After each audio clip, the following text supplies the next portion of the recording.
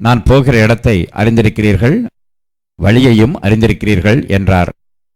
தோமா அவரை நோக்கி, ஆண்டவரே, நீர் போகிற இடத்தை அறியோமே, வழியை நாங்கள் எப்படி அறிவோம் என்றான்.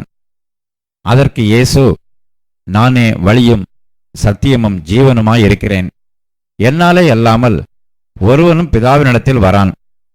என்னை அறிந்தீர்களானால் என் பிதாவையும் அறிந்திருப்பீர்கள்.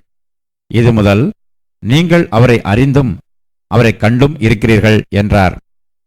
பிலிப்பு அவரை நோக்கி, ஆண்டவரே, பிதாவை எங்களுக்கு காண்பியும், அது எங்களுக்கு போதும் என்றான். அதற்கு இயேசு, பிலிப்புவே, இவ்வளவு காலம் நான் உங்களுடனே கூட இருந்தும் நீ என்னை அறியவில்லையா? என்னை கண்டவன் பிதாவை கண்டான். அப்படி இருக்க பிதாவை எங்களுக்கு காண்பியும் என்று நீ எப்படி சொல்லுகிறாய்?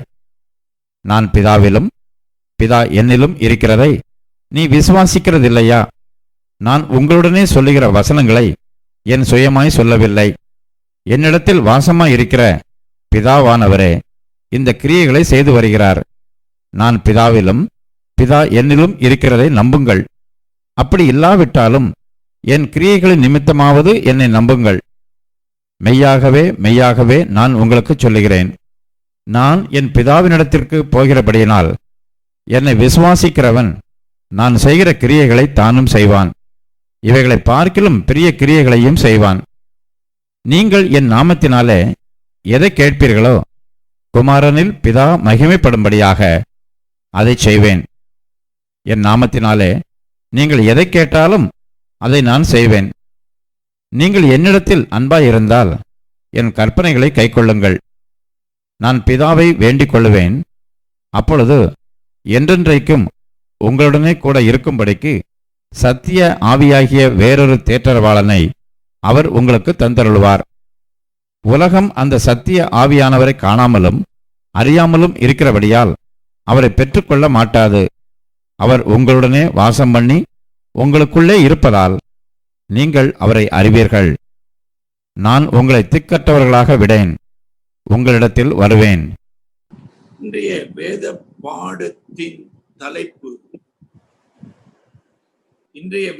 பாடத்தின் தலைப்பு விசுவாச கீழ்ப்படிதல். பல போதனைகளை நாம் கேட்டிருக்கிறோம். நீங்க பலர் போதகர்களாக இங்க அமர்ந்திருக்கிறீங்க. உங்களை நான் கர்த்தருடைய நாமத்திலே வரவேற்கிறேன். மூத்த போதகர்கள் அமர்ந்திருக்கீங்க. கோயம்புத்தூர்லேருந்து போதகர் ஜேசுதாஸ், தர்மபுரியிலேருந்து போதகர் லூக்கையா, சென்னையிலிருந்து சைமன் ராஜ், இன்னும் பல தர்மபுரி மாவட்டத்தில்.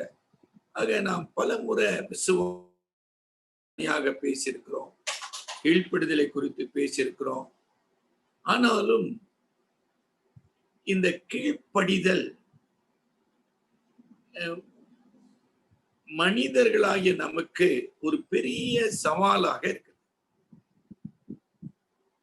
நீங்க போதகர்களா இருக்கனால உங்களை இந்த கண்ணோட்டத்துல உங்களை நான் தூண்ட விரும்புகிறேன்.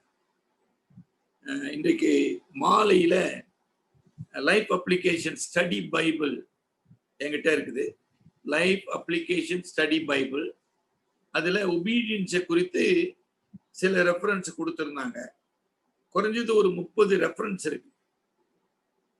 நிச்சயமாக ஒரு 5 பிரசங்கம் பண்ணலாம் அந்த 30 ரெஃபரன்ஸ்ல. அவ்வளவு ரெஃபரன்ஸ் கொடுத்திருக்காங்க. அதாவது obedience related to different situations, பல சூழ்நிலைகளிலே பல மனிதர்கள் ஏன் கீழ்ப்படியவில்லை, ஏன் கீழ்ப்படிந்தார்கள், கீழ்ப்படிதலின் நன்மை என்ன, கீழ்ப்படியாமையினால் வந்த விளைவு என்ன, ஒரு 30-35 reference. I'm talking about life application study Bible. உங்களுக்கு ரெஃபரன்ஸ்ல போனீங்கன்னா நிறைய இருக்கும். கன்கார்டன்ஸ்ல போனீங்கன்னா நான் அதுக்குள்ள போவேன். நான் இந்த பைபிள்ல உங்களுக்கு ஹெல்ப் என்னன்னா இந்த மாதிரி சஜஷன் கொடுப்பாங்க. கீழ்ப்படிதலின் பொருள் என்ன, கீழ்ப்படிதலின் நோக்கம் என்ன அப்படி. சரிங்களா? இன்றைக்கு உங்க கரங்களிலே 7 கேள்விகளை நான் அனுப்பியிருந்தேன் வாட்ஸ்அப்ல. அந்த ஒரு சில கேள்விகள் நம்மை சுய பரிசோதனை செய்து கொள்ள வேண்டும். முதல் கேள்வி, பரிசுத்த கடவுளுடன் உள்ள உறவை பலப்படுத்தக்கூடிய ஆவிக்குரிய செயல்கள் என்ன? அங்க நான் வலியுறுத்த வேண்டிய வார்த்தை செயல் என்ன? சார் எனக்கு அது தெரியும் சார், எனக்கு அது புரியும் சார், நான் இது படிச்சிருக்கிறேன் சார், இது அந்த கொள்கையில எனக்கு ரொம்ப கிளாரிட்டி இருக்குது சார். இதை பத்தி ஆண்டவர் பேசவே இல்லை. இன்னைக்கு காலையில கீழ்பாக்கு மெசேஜ்ல பாஸ்டர் விக்ரம் பிரான்சிஸ் பேசினாரு. ஒரு அழகான அந்த மத்தேயு 19:19 வருகிற அந்த பணக்கார வாலிபனை குறித்து 3 குறிப்பு சொன்னார். அவன் முதலாவது என்ன சொல்றான்? ஆண்டவர்கிட்ட நான் இவைகளை அறிந்திருக்கிறேன் என்று சொல்லுகிறான். நல்ல கவன, ரொம்ப அழகான ஒரு சிந்தனை. I know all this. அவன் ஒரு நிச்சயமாக அவன் பரிசேயனா இருக்க வேண்டும். அது மாத்திரமல்ல, நியாய சாஸ்திரியா இருக்க வேண்டும். ஆக இந்த தர்சு பட்டணத்து சவுலு போல ஒரு பரிசேயனாக, ஒரு நியாய சாஸ்திரியாக அவனுக்கு நியாயப்பிரமாணம் தனிப்பட்ட பாடு. நான் அறிந்திருக்கிறேன். ஆனால் வேதத்தை குறித்தோ அல்லது கற்பனையை குறித்தோ அல்லது கடவுளை குறித்தோ அறிவு விசுவாசமா? அந்த முடிவுல வந்தீங்கன்னா அவன் துக்கத்தோட திரும்பி போய்விட்டான். எங்க விசுவாசம் இருந்துச்சு? இன்னைக்கு திருச்சபை, அதாவது திருச்சபை என்று சொல்லுகின்ற கிறிஸ்துவ சமுதாயத்தின் மிக பெரிய பிரச்சனை இதுதான். சார் எனக்கு அது தெரியும் சார், எனக்கு இது தெரியும் சார். ஆமா சார். ஒரு படி நான் வித்தியாசமா சொல்லணும்னா, பேப்டிஸ்ட் சபையில சார் எங்களுக்கு ரிஃபார்ம்டு டாக்டரின் நல்லா தெரியும் சார், லுத்தர்கிட்டயே படிச்சுட்டு வந்துக்கிறோம். கொஞ்சம் விட்டா சார் ஜெர்மன்ல லுத்தர் கிட்ட படிச்சோம் சார். ஓ அப்படியா தம்பி, ரொம்ப சந்தோஷம் தம்பி. நடைமுறை வாழ்க்கையில என்னப்பா, ஒருத்தரை மன்னிக்க முடியுதா?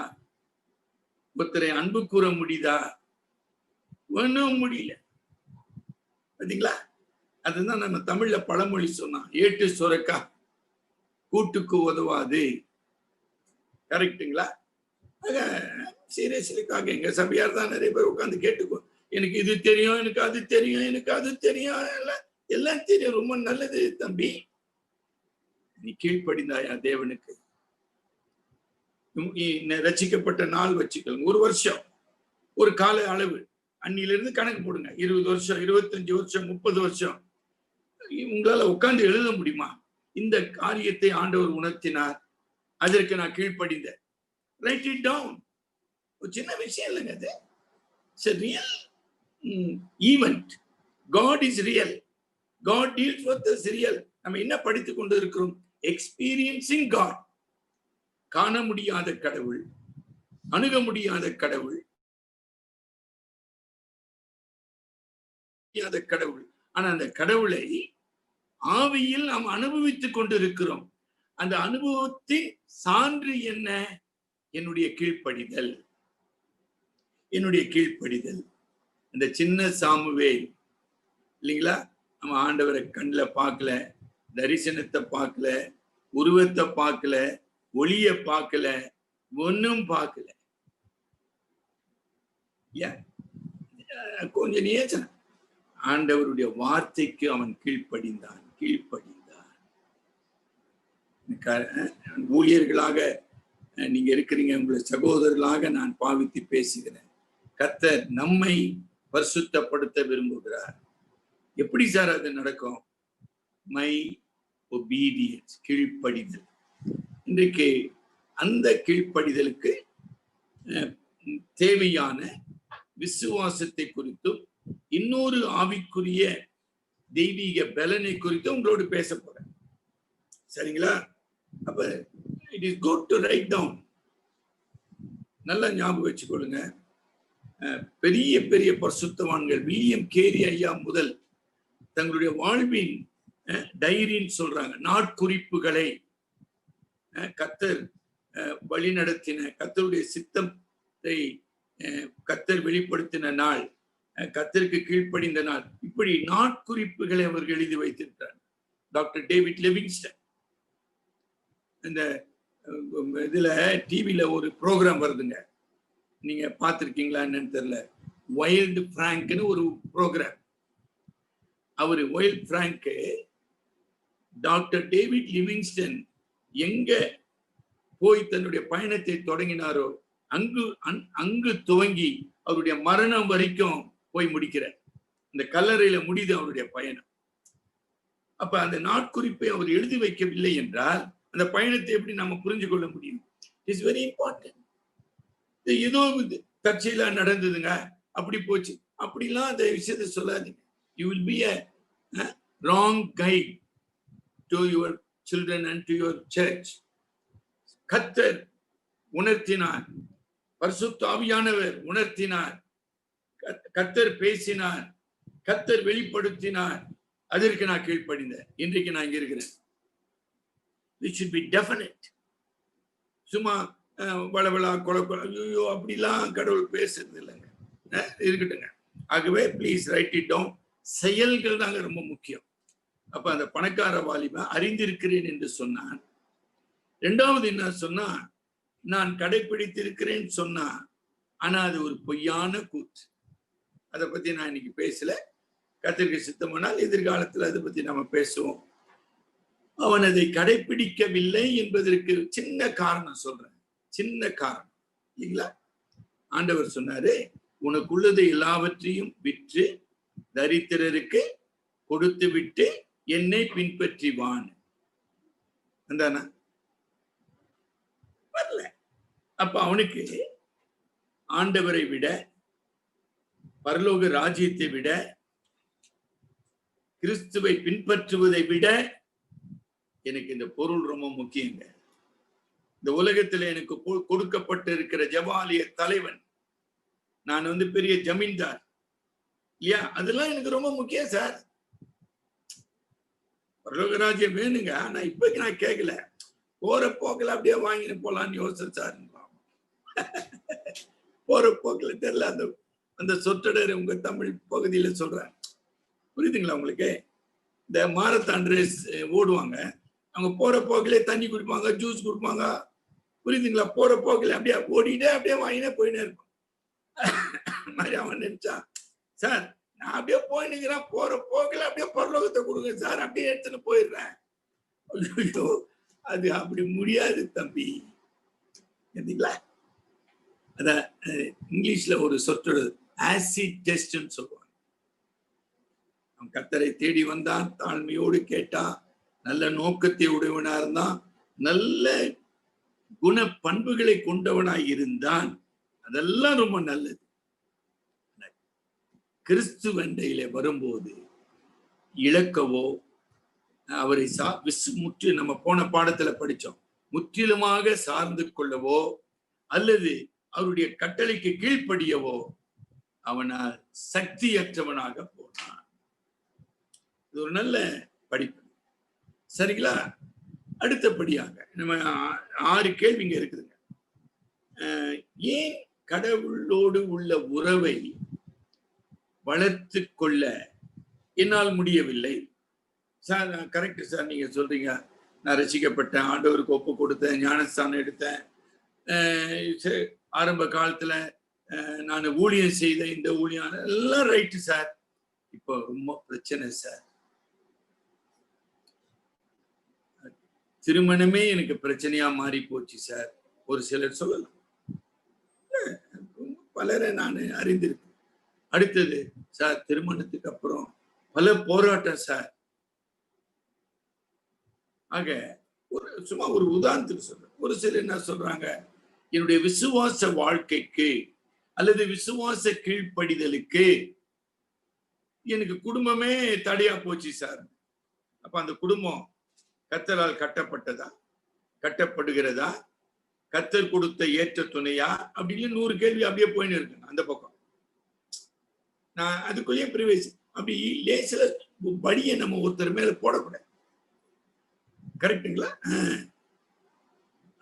ஆதாம் போட்ட மாதிரி நம்ம போடக்கூடாது. ஆகவே எது எனக்கு தடை? திருப்பி அன்பா சொல்றேன், எனக்கு வெளியே இருக்கிற தடைகளை விட எனக்குள்ளே இருக்கிற தடைகள் தாங்க பெரிய பிரச்சனை. அதான் இன்னைக்கு படிக்க போறோம். சரிங்களா? மூன்றாவது, அது ஒரு துணை கேள்விதான். ஆண்டவர் மீதான அன்பு, அதாவது கடவுளோடு உள்ள உறவு வளருவதற்கு அன்புதான் காரணம். அப்ப கடவுளோடு உள்ள உறவு வளர்ந்திருக்குமானால் நிச்சயமாக ஆண்டவர் மீதான அன்பு வளர்ந்திருக்க வேண்டும். சரிங்களா? நாலாவது கேள்வி, காணாத கடவுளிடம் அன்பு கூற ஆவியானவர் எப்படி உதவி செய்கிறார் அப்படின்னு கேட்டிருக்க. அது என்ன சார் புதுசா சொல்றீங்க, காணாத கடவுள்?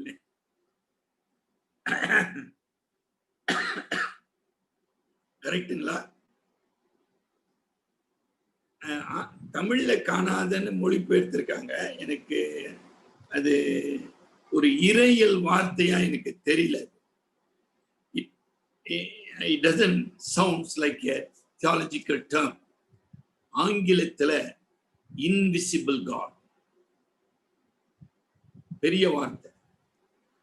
அது காண முடியாதது மட்டுமல்ல, அறிய முடியாத, உணர முடியாத, அணுக முடியாத இன்விசிபிள் காட். இந்த கடவுளோடு இல்லைங்களா எப்படி அன்பு கூறுவது? ஒரு பாவ மனிதன் அன்பு கூற முடியுமா? சரிங்களா ஐயா? பாவ மனிதன், அதாவது ஆதாமுக்குள் பாவ வீழ்ச்சி அடைந்த மனிதன். சரிங்களா?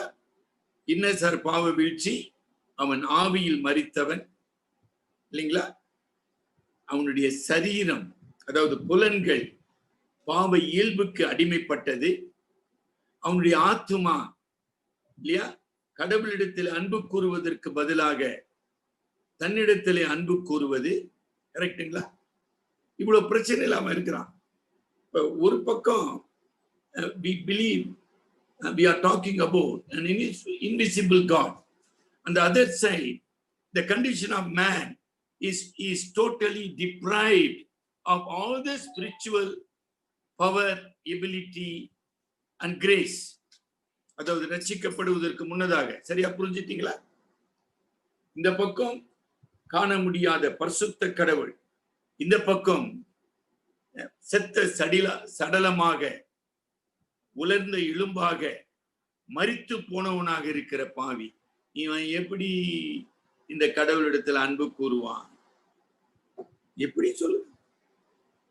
இதை பத்தியே ஒரு பிரசங்கம் பண்ணலாம், ஈஸியா நீங்க பிரசங்கம் பண்ணலாம். It is impossible. கரெக்டுங்களா? ரைட். அப்ப ஆவியானவரின்றி, அதாவது இல்லைங்களா, கிறிஸ்து தான் மத்தியஸ்தர்.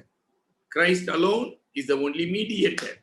ஆனா அந்த கிறிஸ்துவானவர் நமக்காக பிதாவின் இடத்திலிருந்து பரிசுத்த ஆவியானவரை ஈவாக பொழிந்தருளி இருக்கிறார். அதுதான் யோவான் 14ஆம் அதிகாரம் வாசிக்கப்பட்டதின் நோக்கம்.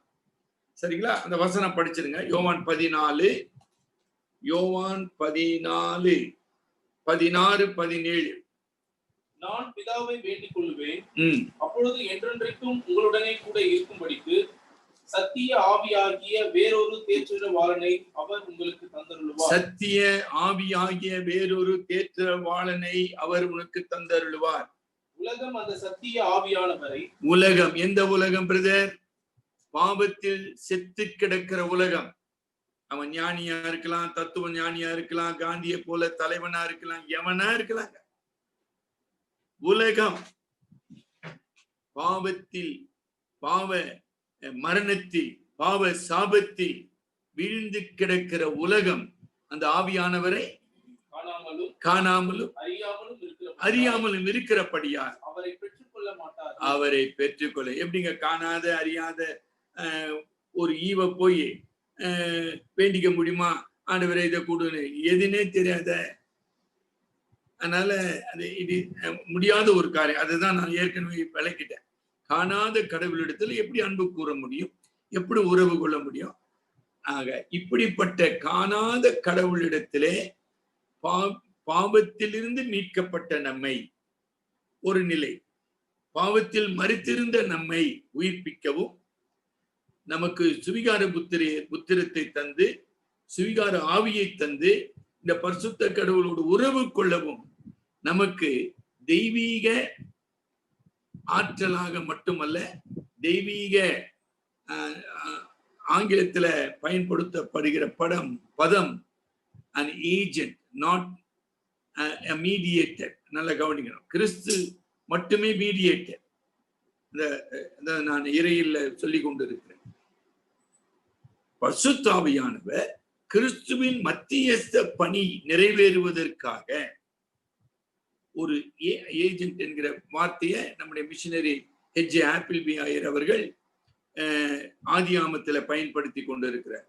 ஆமா, the Son of God uses the Spirit of God as an agent for a new creation.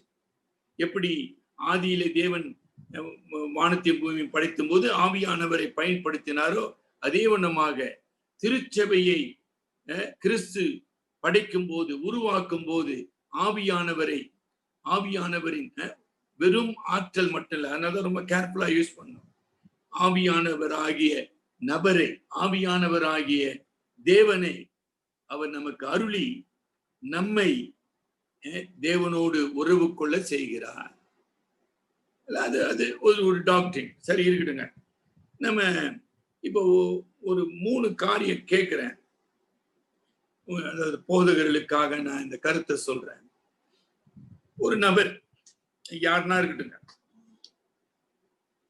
ஒரு நபர் அவன் அறியாததை எப்படி நம்புவான்?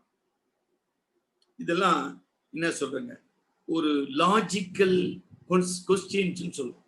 இதெல்லாம் நம்ம தனிப்பட்ட ஊழியத்துல பர்சனல் எவாஞ்சலிசம் செய்யும் போது இதை செய்யலாம். அல்லது யாராவது நம்மளை பார்த்து, நீ கடவுளை பார்த்துக்கிறியா, நீ கடவுளை பார்த்த மாதிரி பேசினுக்கிறிய, அப்படிலாம் கேட்கலாம். நம்ம ஹான்சன் மனோவா கூட புதன்கிழமை ஒரு ஸ்டடி எடுத்தாரு. கடவுளை நான் கண்ணால பார்த்ததில்ல, கையால தொட்டதில்லை, அவர் எங்கேயா இருக்கிறாரு, ஏன் போய் சொல்றீங்கன்னு சொல்லுவாங்க. நாத்திக ஏத்திஸ்டிக் அப்ரோச். அப்ப இதுல என்ன சொல்றோம், அறியாத ஒரு காரியத்தை ஒரு நபர் நம்ப முடியுமா? ஒரு என்ன சொல்றது, ரேஷனல் அப்ரோச்னு சொல்லலாம். ஒரு அறிவுபூர்வமான ஒரு சிந்தனை. அதுக்கு என்ன சொல்லணும், முடியாதுன்னு தான் பதில் வரணும். சரிங்களா? அடுத்தது, ஏன் சார் நம்பணும்?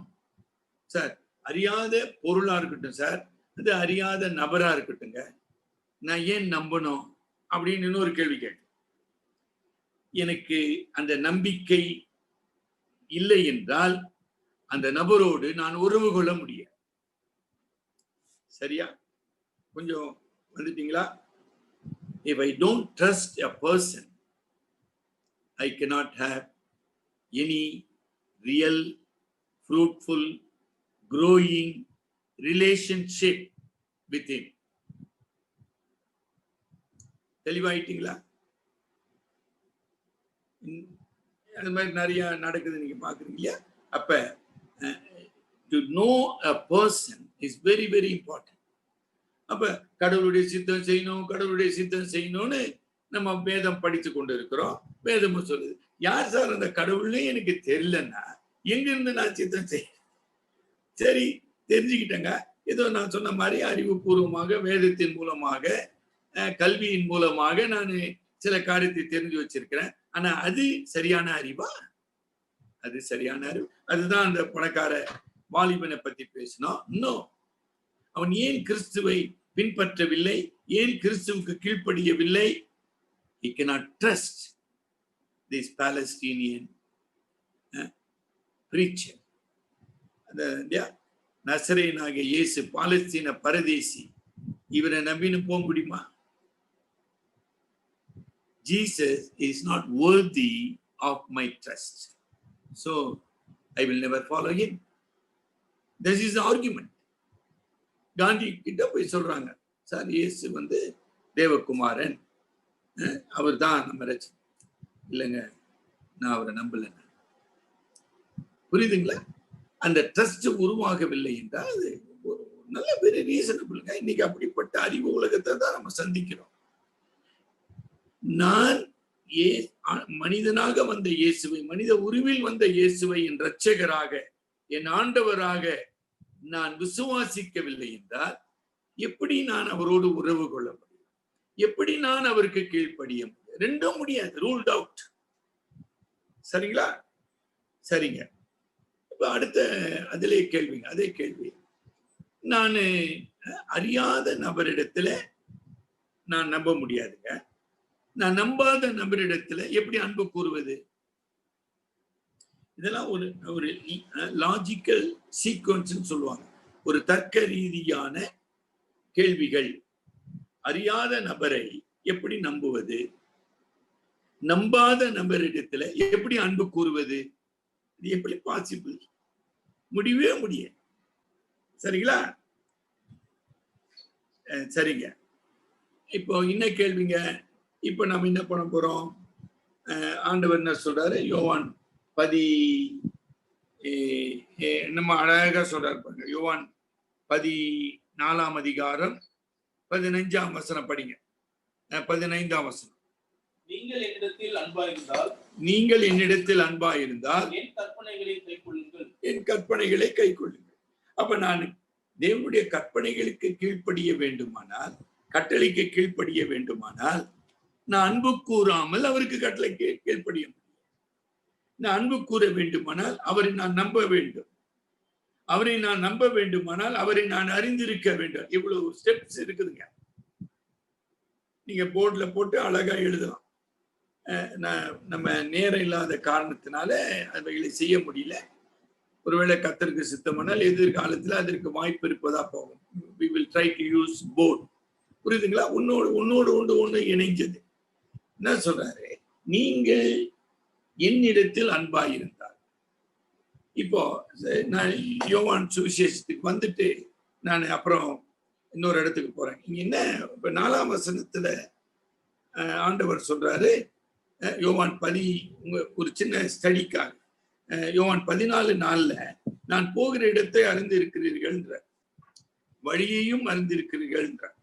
உடனே தோமா என்ன சொல்றாங்க? 5ஆம் வசனம் படிங்க பிரதர். தோமா அவரை நோக்கி ஆண்டவரே, நீ போகிற இடத்தை அறியோமே, வழியை நாங்கள் எப்படி அறிவோம்? பாத்தீங்களா? அப்ப அந்த அறிவுன்றது வேதத்துல சொல்கிற அறிவுங்கயா, a personal knowledge, an experiential knowledge. இங்கிலீஷ்ல எழுதி கொடுத்தா எழுதி கொடுங்க இல்லைங்களா? பர்சனல், கல்வி அறிவு அல்ல, ஏட்டறிவு அல்ல. இல்ல அதை சொல்ற பர்சனல். இப்ப ஆண்டவர் என்ன சொல்றாரு? என்னப்பா அப்படி சொல்லிருக்கிறீங்க? நான் 3.5 வருஷம் உங்களோடு இருக்கிறேன், உங்களோடு பழகினேன், நீங்க என்ன பார்த்தீங்க, எனக்குள்ளே என் மூலமாக செய்யப்பட்ட அதிசயமான செயல்களை பார்த்தீங்க. You know me. என்னோடு உறவாடினீங்க, என்னுடைய போதனையை கேட்டீங்க, என்னுடைய வாழ்க்கையை பார்த்தீங்க. an intimate personal relationship with the man Jesus. அந்த இடத்துல மேன் தான் சொல்லணும். But in him was hidden the Christ, the anointed Messiah. சரீரத்தில் மேசியாவாக அவர் உறவு கொள்ளுகிறார், பேசுகிறார், நடமாடுகிறார், சாப்பிடுகிறார். ஆனா அவருக்குள் மறைந்திருப்பது யார்? மேசியாவாகிய கிறிஸ்து. அப்ப ஆண்டவர் என்ன சொல்றாரு? வாட் இம்ப்ளைஸ், அதாவது 4ஆம் வசனத்துல ஒருவேளை நீங்க அதுல பிரசங்கம் பண்ணி, வாட் ஜீசஸ் இம்ப்ளைஸ், நீங்கள் என்னை மேசியாவாக, பேதுரு என்ன அறிக்கை செய்த, நீ ஜீவனுள்ள தேவனுடைய குமாரனாகிய கிறிஸ்து. எல்லாம் மாந்துட்டானுங்க பாருங்க. அங்க பேசுந்த இங்க 14ஆம் அதிகாரத்துல எல்லாம் மாந்துட்டான். ஏன்பா, நான் தேவனிடத்தில் இருந்து வந்த தேவகுமாரன். இப்ப நான் எங்க போனோம்? தேவனிடத்தில் தானே போனோம். எல்லாம் மாந்துட்டான். இப்படித்தான் நாம இருக்கிறோம். ஐயோ, இதெல்லாம் ரொம்ப, it is not the right knowledge. கரெக்டுங்களா? நம்ம அவங்க கிட்ட போய் மோதி நிற்க வேணாங்க தோமா கிட்ட. அவன் ஏன் அப்படி சொன்னான்றத நம்ம புரிஞ்சுக்கிறோம். அவனுக்கு he had a superficial knowledge of Christ, not Christ as a son of God. அவ்வளவுதான் விஷயம். கிறிஸ்துவை பார்த்தான், கிறிஸ்துவோடு பேசினான், கிறிஸ்துவோடு உறங்கினான், உறவான். ஆனா கிறிஸ்து யாரு?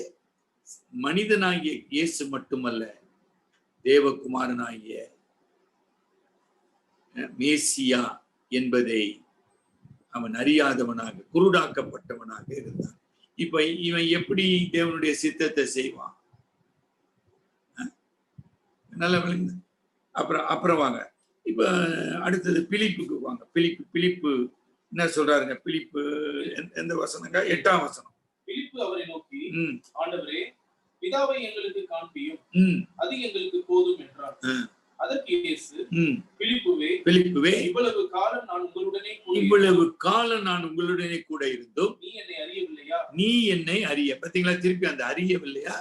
நீங்க கிரீக் டிரான்ஸ்லேஷன் அல்லது ஒரு நல்ல கமெண்ட்ரி, ஜான் கமெண்ட்ரி எடுத்து பாத்தீங்கன்னா,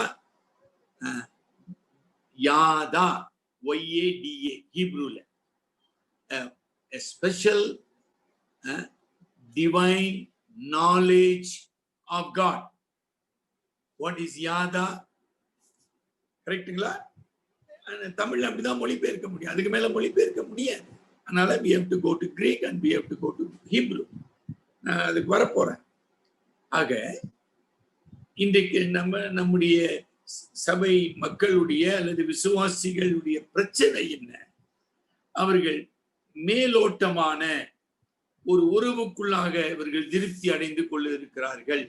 ஐயா இன்னைக்கு வந்தையா, பாட்டு பாடினையா, தொழுது கொண்டையா, கர்த்தருக்கு நன்றி செலுத்தினையா, காணிக்க கொடுத்தையா, மெட்ராஸ் பாஷையில மேட்ரு முடிஞ்சிடுச்சுங்கயா, இல்லைங்கயா, மேட்ரு முடிஞ்சிடுச்சு, ஸ்தோத்திரம் ஸ்தோத்திரம் ஸ்தோத்திரம், எல்லாம் போப்பா கூட்டிட்டு தான் மேட்ரு முடிஞ்சுதுங்களா? மேட்ரு முடிஞ்சது. ரொம்ப தப்புங்க. எனக்கு வேற வழியில எனக்கு பேச தெரியலங்க. ரொம்ப சந்தோஷமா, I'm not criticizing any worship.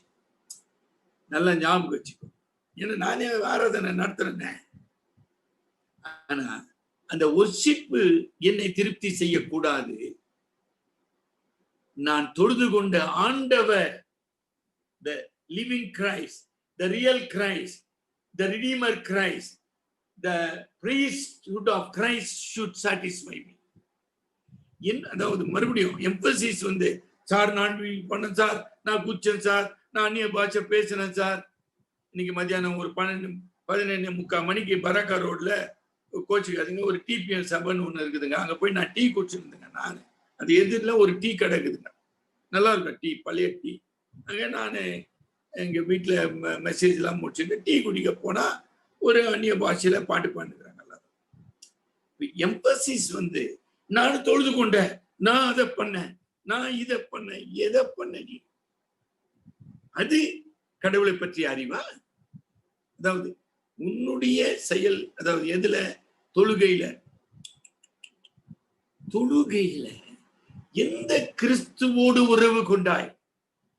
அந்த கிறிஸ்து உன்னோடு எப்படி உறவு கொண்டார்? அந்த கிறிஸ்து உன்னோடு எப்படி பேசினார்? இன்னொரு அழகான ஒரு வசனம் வருது பாருங்க. என்ன வருதுங்க இல்லைங்களா? எங்க வருதுங்க?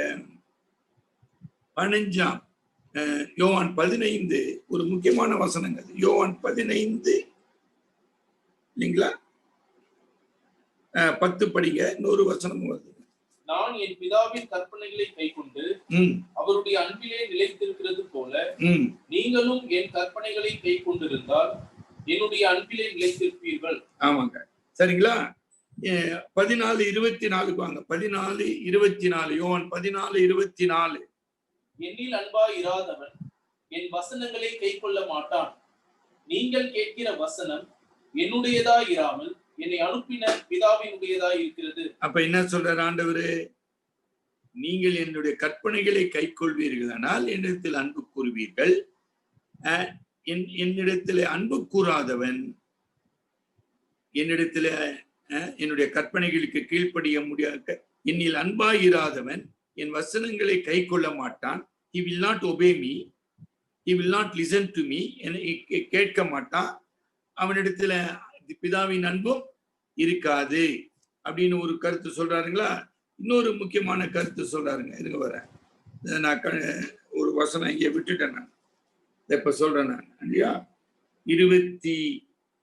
யோவான் 14:21 என் கற்பனைகளை பெற்றுக்கொண்டு அவைகளை கை கொள்ளுகிறவனே என்னிடத்தில் அன்பாயிருக்கிறான். என் கற்பனைகளை பெற்றுக்கொண்டு ஏற்றுக்கொண்டு அவைகளை கை கொள்ளுகிறவனே, அவைகளை கடைபிடிக்கிறவனே என்னிடத்தில் அன்பாயிருக்கிறான். என்னிடத்தில் அன்பாயிருக்கிறவன் என் பிதாவுக்கும் அன்பாயிருப்பான். என் பிதாவுக்கும் அன்பாயிருப்பான். நானும் அவனில் அன்பாயிருந்து, நானும், இப்பதான் முக்கியமான குறிப்புங்க, நானும் அவனில் அன்பாயிருந்து அவனுக்கு என்னை வெளிப்படுத்துவேன் என்றார். போதுங்களா? இன்னைக்கு என்ன சொல்றோம் நம்ம ஜெபம் பண்ணிட்டு, ஐயா ஒரே குழப்பமா இருக்குதுங்கய்யா, ஐயா ஒரே பிரச்சனையா இருக்குதுங்கய்யா, ஐயா எதை செய்யணும்னு புரியலங்கய்யா, எதுங்கய்யா கடவுளுடைய சித்தம் சொல்றோமா?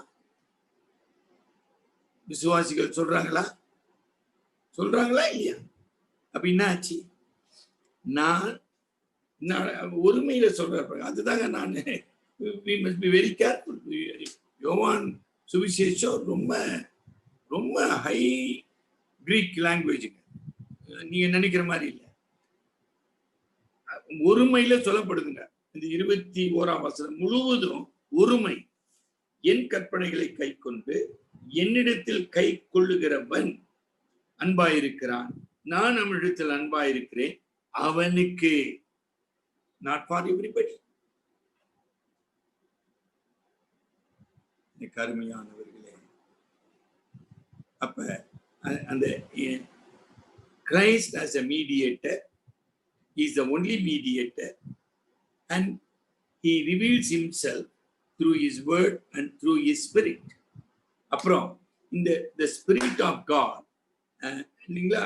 நம்ம இப்ப நீங்க கூட சொல்லி பாருங்க, சார் ஜூம் லிங்க் அனுப்புங்க சார்ன்றீங்க, கரெக்ட். அந்த மாதிரி கிறிஸ்துவோடு உறவு கொள்ள, இல்லைங்களா, எனக்கு அந்த ஜூம் லிங்க் மாதிரி பரிசுத்தாவியானவர் செயல்பட்டு கொண்டிருக்கிறார். நான் பரிசுத்தாவியானவரை துக்கப்படுத்தும் போது அதுக்குள்ள நம்ம போக நேரம் இல்லைங்க. எபேசியர் 4ஆம் அதிகாரம், நம்முடைய சுயத்தினாலே, நம்முடைய பெருமையினாலே, நம்முடைய சுயநீதியினால் 1008 விஷயம், இவைகளினாலே பரிசுத்தாவியானவரை நான் துக்கப்படுத்தும் போது நான் கிறிஸ்துவோடு முகமுகமாக உறவு கொள்ள முடியாது. அவ்வளவுதான். அப்படி உறவு கொள்ள முடியாது, அன்பு கூற முடியாது. அங்க போடுது இல்லையா, அவன் நானும் அவனிடத்தில் அன்பாயிரு, நான் கடவுளிடத்தில் அன்பு கூற முடியாது, அவர் என்னிடத்தில் அன்பு கூற முடியாது. குறுக்க வந்துட்டுங்களே, அதையும் படிப்போம். இப்படி அன்பு கூற முடியாததுனால அவனுக்கு என் சித்தத்தை நான் வெளிப்படுத்த முடியாது. நம்ம எங்க ஆரம்பிச்சோங்க? கீழ்ப்படிதல் ஆரம்பிச்சோம். Correct sir. ஏன் சார் கீழ்ப்படிய முடியல? இவ்வளோ அனுபவம், இத்தனை வருஷம் நான் ஊழிய பாதையில கடந்து வந்திருக்கேன் இல்லைங்களா? நான் சொல்றது உங்களுக்கு சார் இது என்ன ஒரு பெரிய மேட்டரா சார் நினைக்கிறீங்களா? நீங்க சும்மா ஒரு உதாரணம் சொல்றேன், திடீர்னு ஞாபகம். இந்த ஈசாக்குன்னு ஒருத்தர் இருந்தாருங்களா, இவங்க எல்லாம் படிச்சிருக்கிறாங்க சண்டே ஸ்கூல்ல. ஈசாக்கு அவருக்கு 2 பிள்ளைங்க சார், இல்லைங்களா? நல்ல கவனிங்க. இது புரியலன்னு சொன்னீங்கன்னா நம்ம இப்போ உடனே ஜூம் ஆஃப் பண்ணிட்டு நம்ம வேலைக்கு போக வேண்டியது. ஈசாக்குக்கு கடவுள் பிறக்கிறப்ப என்ன சொல்லிட்டாரு? அவன் ரெபெக்கா மூலியமா நானே ஏசாவை தள்ளி யாக்கோபை தெரிந்து கொண்டேன், சின்னவன் பெரியவனை சொல்லிட்டாரா இல்லையா? இதுக்கு என்ன ஸ்பெஷலா ஒரு நிருபம் எழுதி அனுப்புவார் ஆண்டவரே? ஒண்ணு ஆச்சுங்களா? 2, இந்த யாக்கோபு என்ன இந்த ஏசா என்ன பண்றான்? இந்த வாரமோ போன வாரமோ படிச்சாங்க. இந்த ஏசா என்ன பண்ணா? அவன் அவன் எதுக்கு அடையாளம் இல்லைங்களா?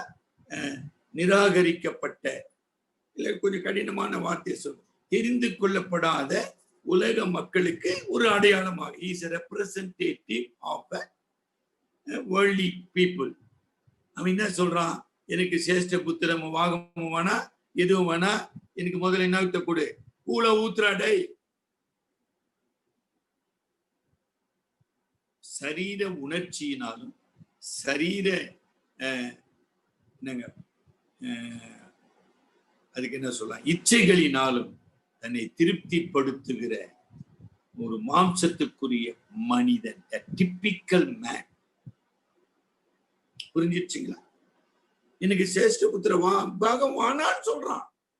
ஆமா, இந்த மேட்ரு மாண்புமிகு ஈசா கையாவுக்கு தெரியுமா தெரியாதா? கொஞ்ச நேரம் யோசனை பண்ணுங்க சார். அது 2வது மேட்ரு ஆச்சுங்களா? 3வது மேட்ரு, இவன் என்ன பண்ணான்? எந்த பொண்ணுங்களை கட்டின்னு வந்தான்? அந்த பொண்ணுங்களை கட்டுறதுக்கு அப்பா கிட்ட பர்மிஷன் கேட்டானா? நான் அது உள்ள போனா திரும்பி இன்னொரு வேத பாடம். முழுக்க முழுக்க விக்கிரக ஆராதனையான கானானிய பெண்களை தன்னுடைய இச்சைக்கு அடிமைப்படுத்தும்படி சிம்சோனை போல 1 2 2 3 கட்டின்னு வரான். அதனால ரெபேக்காளுக்கும் ஈசாக்கு என்னங்க வந்தது? மன நோவாயிட்டாங்களா? இவ்வளவு அனுபவிச்சுட்டு சொல்றான், கூப்பிட்டு ரகசியமா போய் வேட்டைக்காரி பூச்சினுவா, உன்னை ஆசீர்வதிக்கிறேன்றான். இவன் என்னங்க பண்றது? இப்ப நம்ம கண்ணு குருடாக்கப்பட்டது. வெளிப்படுத்தப்பட்ட தேவ சித்தத்துக்கு எப்போதும் ஞாபகம் வச்சுங்க. ரொம்ப I must be very careful. Sir, கடவுள் பேசுற மாதிரி தெரியலன்னா, ஏற்கனவே கடவுள் உங்களுக்கு சொன்ன ஒரு சத்தியத்துக்கோ அல்லது ஒரு கட்டளைக்கோ நான் கீழ்ப்படியவில்லை என்றால் there is no more further revelation of God. இது ஒரு பிரின்சிபலுங்க, நான் சொல்லல, நம்முடைய சீர்திருத்த தலைவர்கள் சொல்றாங்க. ஒரு முறை ஒரு மனிதன் கடவுளுடைய சித்தத்துக்கு கீழ்ப்படியவில்லை என்றால் அவனுக்கு இன்னொரு வெளிப்பாடு கொடுப்பது இல்லை. கொடுக்க நல்ல கவனிக்க, இதுல போய் இன்னொருல கன்ஃபியூஷன் பண்ணாது. ஈசாக்குக்கு தெளிவாக சொல்லப்பட்டது, நான் மூத்தவனை தள்ளி இளைவனை தெரிந்து கொண்டேன். ஆனா ஈசாக்கு என்ன பண்றாருங்க? நல்லா with good conscience he deliberately want to disobey the God's purpose and God's will. செஞ்சானா இல்லையா? இதுக்கு என்ன பண்ண வேண்டும்? இதுக்கு இன்னொரு திட்டம் போட்டு அதை செஞ்சு போறாங்க, அது அப்புறம் பேசிக்கலாம். அந்த மாதிரிங்கய்யா, கடவுள் நம்மோடு திட்டமா சில விஷயத்தை பேசுறாருங்க. ஆனா we don't want to obey. அதுதான் பிரச்சனை. சரி, அவன் நிம்மதியா செத்தானா? ஒன்னும் தெரியும். இந்த பக்கம் யாக்கோபு பறந்துட்டான், இந்த பக்கம் ஏசா எமோரியரோடும் மோவாபியரோடும் சம்பந்தம் கலந்துட்டான். இந்த ரெபேக்காமா செத்துட்டாங்க, நீங்க படிப்பீங்க. சரியா? நிர்கதியாக விடப்பட்ட ஒரு மனிதன். இது ஆசீர்வாதமான ஒரு முதிர்ச்சியா? blessed ripe age இல்லவே. சரிங்க, ரைட், அப்படியே வரலாங்க. நேரம் அந்த வெளிப்பாடுக்காக பேசுவோம். புதுசு புதுசா ஆண்டவர் பேசினுக்கணும்னு நீங்க எதிர்பார்க்காதீங்க. அப்படி செய்யறது இல்லை கடவுள். உடனே உட்காந்து யோசனை, என்ன கடைசியா கடவுள் எனக்கு உணர்த்தினார். ஒரு சூழ்நிலையில உணர்த்தலாம், ஒரு குடும்பத்துல உணர்த்தலாம், ஒரு ஜெபத்துல உணர்த்தலாம், ஆலய ஆராதனையில பிரசங்க.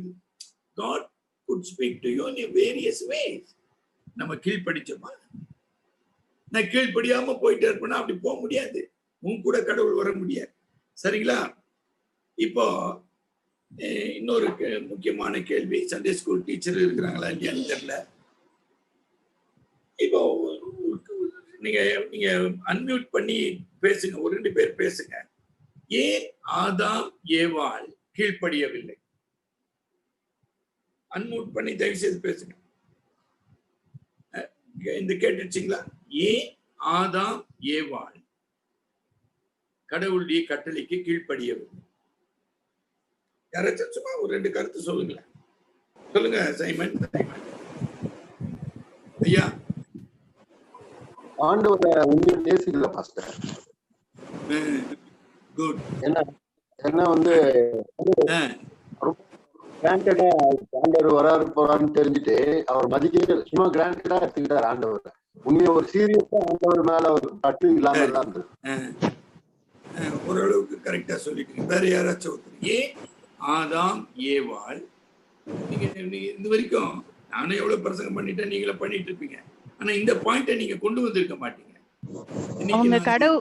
அவங்க கடவுளுடைய வார்த்தைய விசுவாசிக்கல. ஆனா அவங்க சாத்தான் அவங்க சர்ப்பம் பேசும்போது அந்த வார்த்தையை தான் அவங்க நம்பினாங்க. ஆமா, அது பொதுவா சொல்ற விஷயங்கம்மா, அதையும் நான் ஏற்றுக்கொள்றேன். அதுவும் பதில் தான். அதாவது நம்ம சொன்ன மாதிரி கீழ்ப்படிதலுக்கு முந்தினது விசுவாசம், அவர்கள் விசுவாசிக்கவில்லை. சரி, அதையும் நான் ஏற்றுக்கொள்றேன். இன்னும் ஒரு விஷயம், இப்ப நம்ம படிச்சிருக்கிற அடிப்படையில ஒரு விஷயம். இப்போ இங்க என்ன படிச்சோம்?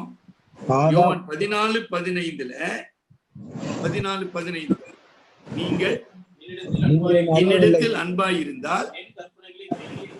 இப்போ ஆதாம் ஏவாள் தேவனாகிய கர்த்தரிடத்தில் அன்பாய் இருந்தாங்கன்றதுக்கு ஆதாரம் கண்டுபிடிச்சிங்களா? பார்த்தீங்களா? எவ்வளவு முக்கியமான பாயிண்ட விட்டோம் பாருங்க. எப்படி விசுவாசம் கீழ்ப்படிதலுக்கு தகப்பனாக இருக்கிறதோ, சும்மா ஒரு உருவக சொல். அதே மாதிரி அன்பு தாயாக இருக்கு. கீழ்ப்படிதல் என்கிற பிள்ளையை பெற்றெடுப்பதற்கு விசுவாசம் என்கிற தகப்பன் தேவை, அன்பு என்கிற தாய் தேவை. திருப்பியும் ரொம்ப நேரம் யோசனை. அவங்க எத்தனை ஆண்டு ஏதேன்ல வாழ்ந்தாங்கன்னு எனக்கு தெரியாதுங்க கணக்கு. ஆனா பிரச்சனை, திருப்பியும் சொல்றேன், காணாத கடவுளிடத்துல, நல்ல கவனிங்க, நான் ஏற்கனவே ஒண்ணு பேசிட்டேன். காணாத கடவுளிடத்திலே பாவமற்ற முதல் மனிதன், முதல் மனுஷி அன்பு கூர்னாங்களா? என்னில் அன்பாய் இருந்தால் என் கற்பனைக்கு நீங்கள் கீழ்ப்படிவீர்கள். ஏன் சார் அன்பு உருவார்ல சார்? தேவகுமாரனு பகலின் குளிர்ச்சியான வேலையில வந்தாரு, பேசினாரு, எல்லாம் ரைட்டுங்க. அதெல்லாம் நான் இல்லைன்னு சொல்ல. இப்ப திருப்பி இன்னொரு வார்த்தை சொல்லிட்டுங்களா? எப்ப அன்பு வளரும் சார்? உங்க குழந்தையா இருக்கட்டும், உங்க மனைவியா இருக்கட்டும் சார், யாருன்னா இருக்கட்டும் சார், உறவு இல்லை என்றால் அன்பு வளருமா? ரொம்ப நேரம் யோசனை பண்ணுங்க. இத சொன்னீங்களா? ஆதாம் ஏவாள் கடவுளோடு உறவு கொள்வதில்லை. இப்ப நீ போய் வேலை செய்ப்பானாரு, வேலை செஞ்சா. அவன் என்னைக்கு தொழுகை செஞ்சான்னு நீங்க போட்டுக்கிட்டாங்க. இந்த 3ஆம் அதிகாரத்துக்கு முன்னதாக ஆதாமும் ஏவாளும் ஆண்டவரோடு உறவாடினார்கள், சந்தோஷப்பட இருக்குது. ஆனா did they took pains to worship him, to relate to him, to wait upon him, to love him? No. கவனிச்சீங்களா? பாவம் மற்ற 2 பரிசுத்தவான்களே தப்பு செஞ்சிட்டாங்க. யானா நீங்கள நானும் எந்த மூலங்க? நல்ல தம்பி, கவனிச்சுக்கிட்டீங்களா? ரொம்ப கஷ்டங்க தம்பி. திருப்பியும் யோவான் 15ஆம் அதிகாரம். இது ஏன்னா யோவான் இந்த விஷயத்தை ரொம்ப டீட்டெயிலா பேசியிருக்கிறார். யோவான் 15ஆம் அதிகாரம் 10ஆம் வசனம் படிங்க. நான் என் பிதாவின் கற்பனைகளை கைக்கொண்டு அவருடைய அன்பிலே நிலைத்திருக்கிறது போல நீங்களும் என் கற்பனைகளை கைக்கொண்டிருந்தால் என்னுடைய அன்பிலே நிலைத்திருப்பீர்கள். அப்ப ஆண்டவர் கரெக்டா தான் சொல்றார். நான் என் பிதாவின் கற்பனைகளை, ஏன்னா அவங்க 2 பேருக்குள்ள எந்த டிஃபரன்ஸும் கிடையாது, எந்த கருத்து வேறுபாடும் கிடையாது. அதாவது கருத்து வேறுபாடு மட்டும் இல்லைங்க, they were one in mind and spirit. அது ரொம்ப பெரிய வார்த்தைங்க. கரெக்டுங்களா? பிதாவின் சித்தத்தை பூரணமாக குமாரன் ஏற்றுக்கொண்டார், அந்த சித்தத்தை செய்கிறார். there is no two different of views or இல்லைங்க, ஒண்ணும் கிடையாது. அப்படிப்பட்டவரே என்ன சொல்றாரு? நான் பிதாவின் கற்பனைகளை கை கொண்டு, அப்படி கை கொள்வதனாலே நான் என்ன செய்யறேன்? அவருடைய அன்பிலே நிலைத்திருக்கு. திருப்பியும் கொஞ்சம் அதை எலாபரேட் பண்ணீங்கன்னா, பிதாவாகிய கடவுள் அன்பு, குமாரனைய கடவுள் அன்பு, ரெண்டு பேருமே அன்புதான். இந்த ரெண்டு அன்புகளும் அது என்னங்க, அதாவது ரட்சிப்பின் செயலுக்காக பிதாவாகிய கடவுள் காண முடியாதவராக அவர் பரலோகத்தில் இருக்கிறார், குமாரனாகிய கடவுள் காணக்கூடியவராக சரீரத்துல இருக்கிறார். கரெக்டுங்களா? இதான் வித்தியாசம். ஆனா இந்த அன்பை வளர்த்து கொள்ள வேண்டுமானால், அன்பிலே நிலைத்திருக்க வேண்டுமானால், நான் கற்பனைகளை கை கொள்ள வேண்டும். அந்த கண்டிஷன்ஸ் வந்துச்சு பாத்தீங்களா? அதான் சொல்றாரு, திருப்பி படிங்க பிரதர். நான் என் பிதாவின் கற்பனைகளை கை கொண்டு அவருடைய அன்பிலே நிலைத்திருக்கிறது நான் ஐயா எனக்கு தெரியாத ஆத்தா எங்க அப்பா, எனக்கு தெரியாத பரமபிதா அப்படின்னு ஏதாச்சும் சொன்னார் அவரு? சொல்லலையே. நான் அன்பு கூற விரும்புகிறேன், முழுமையாக அன்பு கூற, டோட்டல் லவ். அதாவது அவரே சொன்னார்ல, இஸ்ரவேலை கேள், உன் தேவனாகிய கர்த்தரிடத்தில் முழு ஆத்மாவோடும் முழு அன்போடும் அன்புக்கு. அந்த முழு அன்பை இரண்டாம் ஆதாமாக, பாவமற்ற ஆதாமாக, இரட்சகராக அவர் அன்பு கூற வேண்டும். எப்படி சார் அதை செய்ய முடியும்? நான் அவருடைய கட்டளைகளை கைப்பற்றி கொண்டு இருக்கிறப்பா. என்னைக்காச்சும் நம்ம சிந்தனை பண்ணிருக்கோம், இந்த எனக்காக தன்னுடைய ஜீவனையே கொடுத்த என் ஆண்டவரிடத்துல நான் அன்பு கூறணும்யா, நான் என்ன செய்யணும் சார்? இந்த ஒபீடியன்ஸும் வரல, இந்த தாழ்மையும் வரல, இந்த அறிவும் வரல. நான் ரொம்ப மனவேதனையா சொல்ல, சும்மா தோத்துறோம்னா என்னங்க வரும்? ரொம்ப தப்புங்க. திருப்பி சொல்றேன், தோத்தரிக்கணுங்க, கடவுளை தோத்துறதா பாடலாம். பட் என்னுடைய மெயின் கன்சர்ன், என்னிலே இவ்வளவாய் அன்பு கூர்ந்த என் ஆண்டவர் இடத்துல என்னுடைய அன்பின் அடையாளம் என்ன? மனசாட்சி தொட்டு பார்த்துட்டு அப்புறம் அவங்க ஜெபம் பண்ணணும், அப்புறம் அவங்க தோத்திரம் பண்ணுங்க. போடுங்க, எழுதி போடுங்க உங்க ஆலயத்தில், அன்பில்லாதவன் தேவனை அறியா, என் கற்பனைகளை கை கொள்வது. இது தயவு செய்து எழுதி போடுங்கம்மா.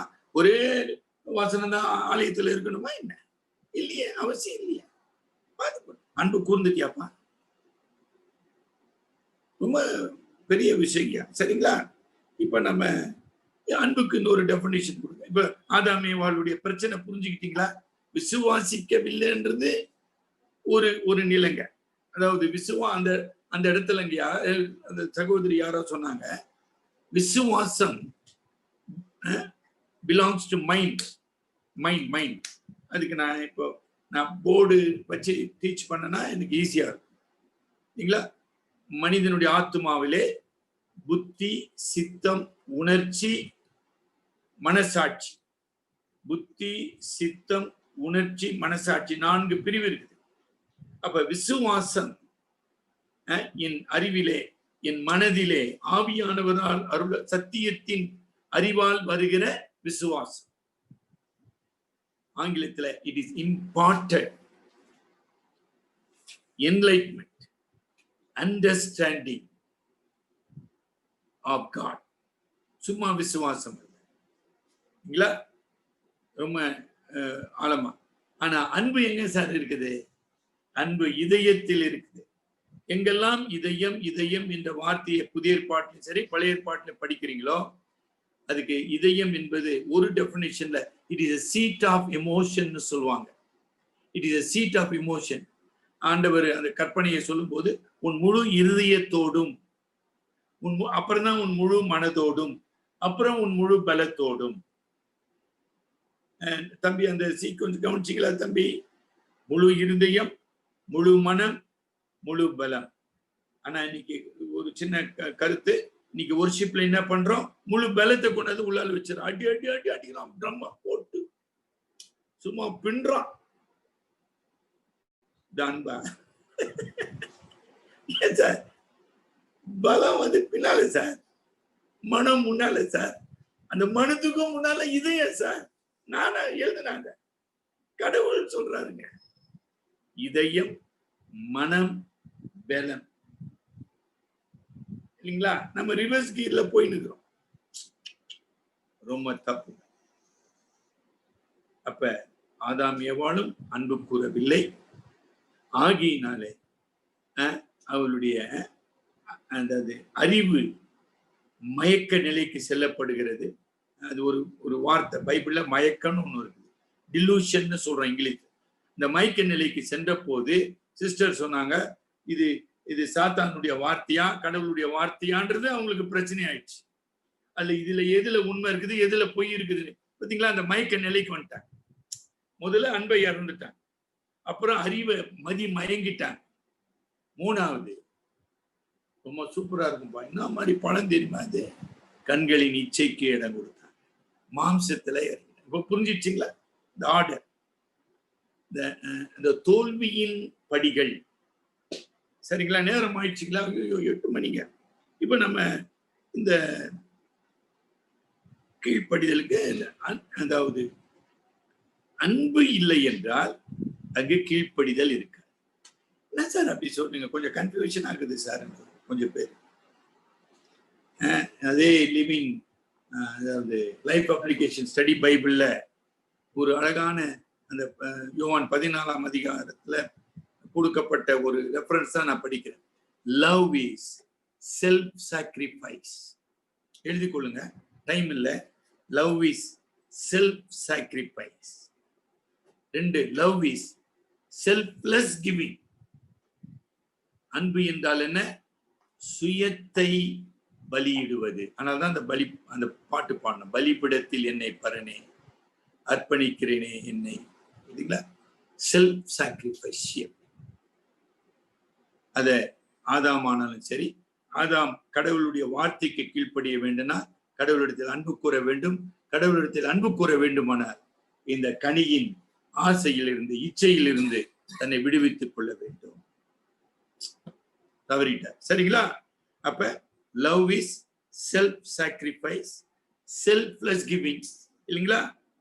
இதைதான் கூட இன்னொரு வார்த்தை சேர்த்துக் கொள்ளுங்க. யோவான் 15:13. யோவான் 15:13 பாருங்க. ஒருவன் தன் சிநேகிதருக்காக தன் ஜீவனை கொடுக்கிற அன்பிலும் அதிகமான அன்பு ஒருவரிடத்திலும் இல்லை. பாத்தீங்களா? செல்ஃப் சாக்ரிஃபைஸ், அப்புறம் சர்வன்ட். இந்த 3 பண்புகளை தான் கிறிஸ்து சிலுவையில் நிறைவேற்றினார். Self sacrifice, selfless giving. அதாவது கிவிங்ல கூடங்கயா எனக்கு உரியதை கொடுப்பதல்ல, என்னையே கொடுப்பது. ரொம்ப பெரிய வார்த்தை விஷயம்.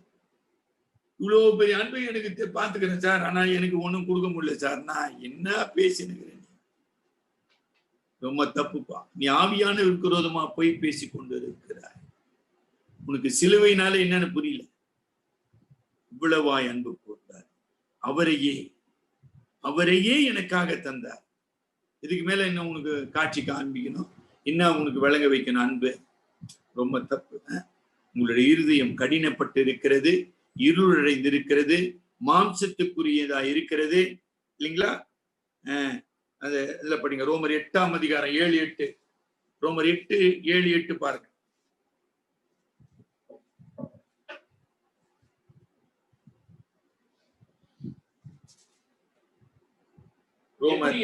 எப்படி என்றால் மாம்ச சிந்தை தேவனுக்கு விரோதமான பகை. எதுங்க மாம்ச சிந்தை? எனக்குள் இருக்கிற பாவ இயல்பு. அது தேவனுடைய நியாயப்பிரமாணத்துக்கு கீழ்ப்படியாமலும் கீழ்ப்படியக்கூடாமலும் இருக்கிறது. பாத்தீங்களா? இந்த மாம்சத்தோடு தான் நான் போராடி கொண்டு இருக்கிறேன். ஐயோ, நிர்பந்தமான மனுஷன் நான். யார் என்னை இந்த மரண சரீரத்தினின்று விடுதலை ஆக்குவார்? இன்னைக்கு என்னுடைய ஜெபம் தாங்கயா. நான் முழு பரிசுத்தம் ஆயிட்டேன்னா என்ன? ஒண்ணும் கிடையாது. இல்ல கடவுளத்துல முழு அன்புக்கு ஒண்ணும் கிடையாது. I may be a preacher, that is different, but I'm still struggling to love him wholeheartedly. I'm still struggling to put myself to cross. படிக்க முடிஞ்சாயிட்டு 7 முடிச்சு. 8 வந்து மாம்சத்துக்குட்பட்டவர்கள் மாம்சத்துக்குட்பட்டவர்கள் தேவனுக்கு பிரியமாய் இருக்க மாட்டார்கள், கீழ்ப்படிய மாட்டார்கள். படிங்க. தேவனுடைய ஆவி உங்களில் வாசமாயிருந்தார், நீங்கள் மாம்சத்துக்கு உட்பட்டவர்களாயிராமல் ஆவிக்குட்பட்டவர்களாய் இருப்பீர்கள். தெளிவா முடிஞ்சு போச்சே. இதான் நம்ம ஆரம்பத்துல படிச்சிட்டோமே. ஆக யாரா இருந்தாலும் சொல்றாரு நம்ம செயின்ட் அகஸ்டின், கடவுள் ஒரு கட்டளை கொடுக்கிறார், எல்லாருக்கும் கொடுக்கிறார், வேதத்துல கொடுத்திருக்கார், தனிப்பட்ட வாழ்க்கையில கொடுக்கிறார். Very good. ஆனா அந்த கட்டளைய பாவ மனிதன் நிறைவேற்ற முடியுமா? முடியாது. அத முதல்ல தெரிஞ்சுக்க பண்ற. அதை அறிந்தவனாக, ஏன்னா நான் மாம்சத்துக்குட்பட்டவன், பாவ இயல்பின் அடிமைத்தனத்துல வாழ்ந்து கொண்டிருக்கிறவன், நான் கற்பனைகளை நிறைவேற்ற முடியாது. அப்ப நான் என்ன செய்யணும்? டைம் ஆயிடுச்சு, நான் முடிக்கிறேன். நான் என்ன செய்யணும்? ஐயோ ஆண்டவரே, உண்மையில் அன்பு கூற முடியலப்பா. ஐயோ ஆண்டவரே, என் அவிசுவாசம் நீங்க எனக்கு உதவி செய்ய. ஐயோ ஆண்டவரே, இந்த மாம்ச இச்சையிலிருந்து, சுய ஆசையிலிருந்து என்னை விடுதலையா. இந்த 3 ஜெபம் பண்ணுமா? என்னைக்கு பண்ணோம்? டைரியில எழுதி வைங்க. ஆண்டவர் உங்ககிட்ட அந்த பணக்காரங்கிட்ட கேட்ட மாதிரி உங்ககிட்ட என்கிட்ட கேட்கலாமே, நீ இந்த ஊழியம் செய்யணும், இதை விட்டுருப்பான்ற. இந்த சைட் பிசினஸ்ன்றாங்க சில பேர். நாங்க சைமன் ராஜ் சைட் பிசினஸ் தெரியுங்களா? நம்ம மெட்ராஸ்ல சார் ரியல் எஸ்டேட்லாம் செஞ்சுருக்கிறாங்க பாஸ்டர். இல்ல தமாஷ் இல்ல, நான் கார்டே கொடுக்குறேன் உங்களுக்கு. ரியல் எஸ்டேட் பூண்டி ஏரியால வித்துனுக்கிறாங்க நிலம். இன்னொரு சைட் பிசினஸ் மேரேஜ் பேரும் நடத்தினுக்கிறாங்க. அட்ரஸ் வேணுமா? இந்த வேலைச்சேரி பக்கத்துல தாய் நகர்னு ஒண்ணு இருக்குதுங்க, அங்க ஒருத்தர் இருக்கிறாருங்க. இல்ல எங்க சபையா இருக்கு, யாருன்னு தெரியும். ஆமா, அதுல கமிஷன் வரும் பாருங்க. பேரம் பேசுறாங்கல்ல, இவ்வளவு கொடுங்க, அவ்வளவு நகை போடுங்க, அதை சீர் கொடுங்க, அதுல ஒரு கமிஷன் வரும். இப்படி செஞ்சுங்கன்னு ஊழிய செஞ்சு என்ன சார், யார சார் ஏமாத்தினுக்கிறான்? என்ன ஏமாத்தலாம், உங்களே ஏமாத்தலாங்க. நான் இது இல்லை என்னை கொண்டு போய் விட்டா அது இந்த மாதிரி சொல்ல விளக்கம் வரும்போது நான் மாட்டிக்க வேண்டியதாக. கிறிஸ்துவனுடையவர்கள் கலாத்தியர் 5:24 படி தங்கள் மாம்சத்தையும் அதன் ஆசை இச்சைகளையும் சிலுவையில் அறைந்திருக்கிறார்கள். நான் சிலுவையில் அறைஞ்சிட்டு தான்ப்பா ஆண்டவரே உண்மையில் அன்பு கூற எனக்கு உதவி செய்யணும்னு ஜெபம் பண்ணுப்பா. நேரம் ஆயிடுச்சுங்க, நான் முடிக்கிறேன். இதுக்கு மேல எனக்கு பேச தெரியல. ஆண்டவருடைய கட்டளைக்கு கீழ்ப்படினோம். ஆண்டவரே எனக்கு கீழ்ப்படிய உதவித்தாரோ, விசுவாசத்தாரோ, அதெல்லாம் ரொம்ப கரெக்ட். இப்போ டைம் ஆகி போச்சு. சகோதரர் அகஸ்டின், நீங்க ஸ்கிரீன்ல இந்த நம்ம போட்டோம் பார்த்தீங்களா இங்கிலீஷ் நோட்ஸ், அதை கொஞ்சம் போட்டுருங்க. They can take photos. நீங்க செல்போன்ல முடிஞ்சா அதை போட்டோ எடுத்துங்க. அதோட நம்ம முடிப்போம்.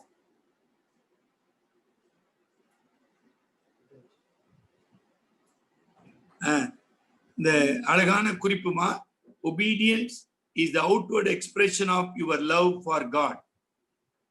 So நம்ம வாழ்க்கையில, அனுதின வாழ்க்கையில கீழ்ப்படிதல் காணப்படுகிறதா? 2, the reward of obedience and love is that God will reveal himself to you. அதுதான் நம்ம படிச்சோம்.